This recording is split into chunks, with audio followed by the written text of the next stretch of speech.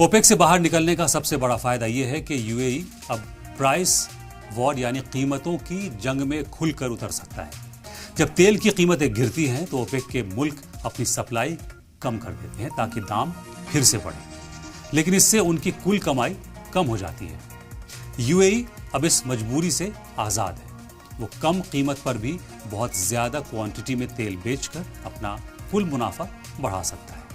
इससे यूएई को गिरती इकॉनमी को ताकत मिलेगी और तेल के बाजार में भी कीमतों में राहत मिलेगी। यूएई के इस कदम से साफ लग रहा है कि वो अब ऑयल लॉबिंग को ज़्यादा तवज्जो नहीं दे रहा है। इसकी वजह भी है क्योंकि उसने नॉन ऑयल सेक्टर जैसे टूरिज्म और टेक्नोलॉजी में बहुत ज़्यादा इन्वेस्ट किया है। इतने बड़े प्रोजेक्ट्स को पूरा करने के लिए उसे फौरन और बड़े फंड्स की इन्वेस्टमेंट की ज़रूरत है।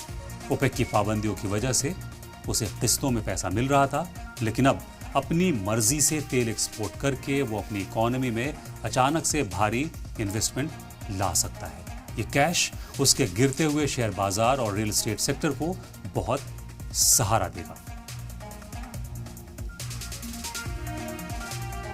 मार्केट शेयर के मामले में यूएई अब उन मुल्कों को टक्कर देगा जो ओपेक का हिस्सा नहीं है। पिछले कुछ वर्षों में ओपेक मुल्क का ग्लोबल मार्केट शेयर 50% से गिरकर करीब 30 से 35% पर आ गया है, क्योंकि वो अपनी सप्लाई रोक कर रखते थे। यूएई अब इस खोई हुई जमीन को वापस पाना चाहता है। वो बड़ी एशियन रिफाइनरी के साथ लॉन्ग टर्म के सीधे समझौते कर सकता है, जिससे उसे गारंटीड मार्केट मिलेगा और उसकी इकॉनमी को बाहरी झटकों से सेफ्टी मिलेगी। यूएई का एक बड़ा टारगेट अपनी करेंसी दिरहम की साख को बचाए रखना भी है। तेल की बिक्री पूरी तरह पेट्रो डॉलर में होती है और जितना ज्यादा तेल यूएई बेचेगा उसके पास उतनी ही ज्यादा डॉलर का डिपॉजिट होगा, क्योंकि जब किसी मुल्क की इकॉनमी डगमगाती है तो उसके फॉरेन एक्सचेंज फंड का मजबूत होना उसे दिवालिया होने से और महंगाई बढ़ने से बचाता है। फिलहाल यूएई को फॉरेन एक्सचेंज फंड में डॉलर की कमी का सामना है। उसने अमेरिका से दिरहम के बदले डॉलर देने की मांग भी की थी, यानी करेंसी स्वैपिंग की। इसके अलावा यूएई पेट्रोकेमिकल और रिफाइनरी के बिजनेस का ग्लोबल हब बनाना चाहता है।